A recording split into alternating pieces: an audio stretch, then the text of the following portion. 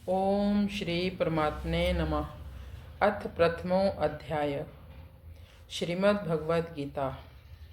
पांडवों ने 12 वर्ष का वनवास और 1 वर्ष का अज्ञातवास समाप्त होने पर जब प्रतिज्ञा के अनुसार अपना आधा राज्य मांगा, तब दुर्योधन ने आधा राज्य तो क्या, तीखी सुई की नोक जितनी भी जमीन बिना युद्ध के देना स्वीकार नहीं किया। इसलिए पांडवों ने माता कुंती की आज्ञा के अनुसार युद्ध करना स्वीकार कर लिया।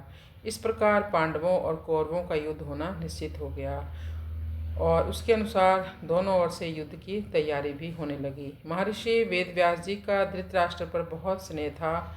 उस स्नेह के कारण उन्होंने धृतराष्ट्र के पास आकर कहा कि युद्ध होना और उसमें क्षत्रियों का महान संहार होना अवश्यंभावी है, इसे कोई टाल नहीं सकता।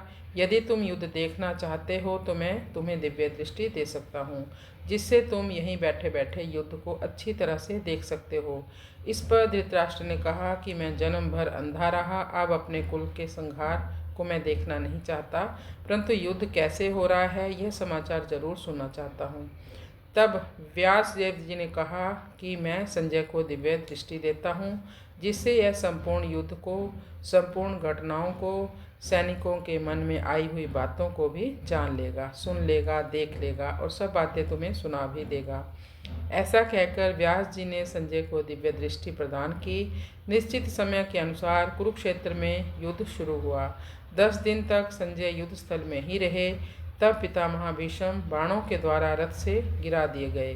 तब संजय ने हस्तिनापुर में, जहाँ धृतराष्ट्र विराजमान थे, आकर धृतराष्ट्र को यह समाचार सुनाया। इस समाचार को सुनकर धृतराष्ट्र को बहुत दुख हुआ और वे विलाप करने लगे। फिर उन्होंने संजय से युद्ध का सारा वृत्तांत सुनाने के लिए कहा। भीष्म पर्व के 24वें अध्याय तक संजय ने युद्ध संबंधी बातें धृतराष्ट्र को सुनाई।